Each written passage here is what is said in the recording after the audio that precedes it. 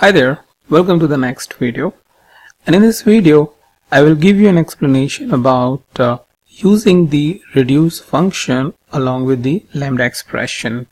And what it does is basically gives or returns a single value. So far in my previous videos you have seen the function like map, sort, filter that basically returns the multiple items based on the operation that you are applying.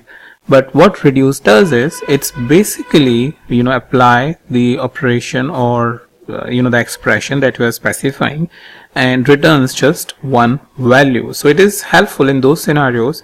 Let's say for example you want to get an aggregated output based on some sort of an operation that you want to apply on each of the element of your list or a dictionary or a tuple or things like that, and want to get just one single output. So how we can do that?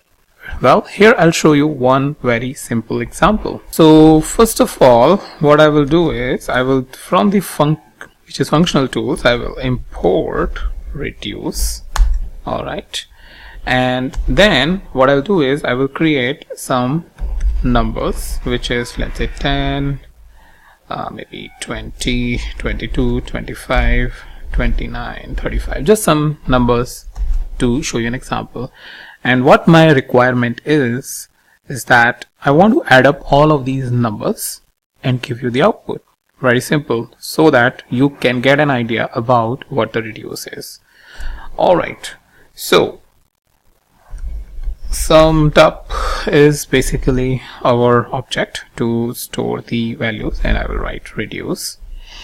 Alright, and once I write the reduce, I need to specify the lambda operation, which is x comma y colon x plus y comma nums.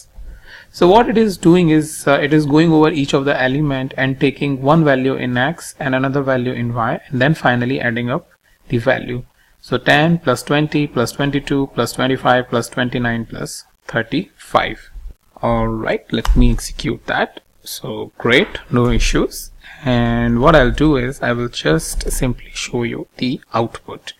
So 10, 20, 22, 25, 29 and 35, if you will do the addition, it will result in 141.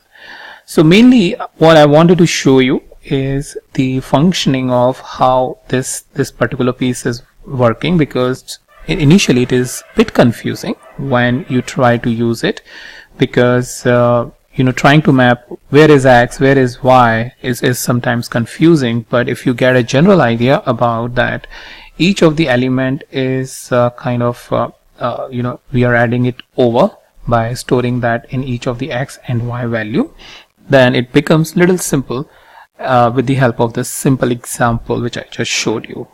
Now in the next video, what I'll do is I will show you how you can apply some sort of an aggregation function on the values and get the desired output.